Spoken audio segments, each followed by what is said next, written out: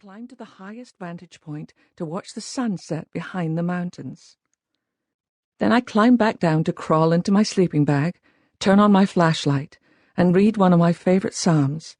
Called A Song of Ascents, Psalm 121 seemed so very fitting. I lift up my eyes to the hills. Where does my help come from? My help comes from the Lord, the maker of heaven and earth. He will not let your foot slip. He who watches over you will not slumber. Indeed, he who watches over Israel will neither slumber nor sleep. The Lord watches over you. The Lord is your shade at your right hand. The sun will not harm you by day nor the moon by night. The Lord will keep you from all harm. He will watch over your life. The Lord will watch over your coming and going, both now and forevermore. In the wild, strange sounds swirl all about you from the deepest darkness you can imagine. Birds settling down for the night, the crackle of tree branches and mountain breezes, the rustle of grass with the passing of unseen, creepy beasts that I was afraid had made reservations in my sleeping bag for the night. Still, Psalm 121 comforted me, and I drifted into a deep, peaceful sleep, the picture of this beautiful place clear in my mind's eye. When I woke, I was cold and it was drizzly outside. Drizzle is the name we give a certain kind of rain in Scotland. It's not substantial enough to be a decent rainfall, but still manages to get you soaking wet.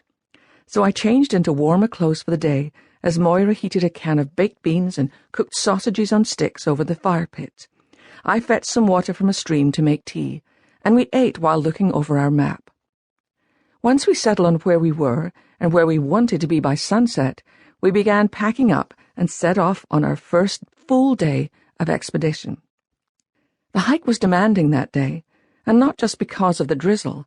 The wind blew straight into our faces. At times we couldn't see where to go. By sunset, however, we managed to log in 10 miles and knew we needed to find shelter from the wind to pitch our tents. Once I had my tent truly anchored, I tried to light a fire, and so did the others.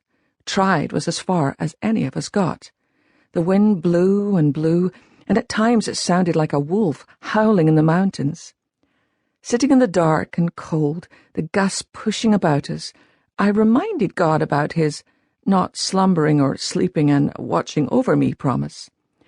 Then, seeing that there was nothing else to do, Linda, Moira, and I decided we should try to evade the storm by turning in for an early night's rest.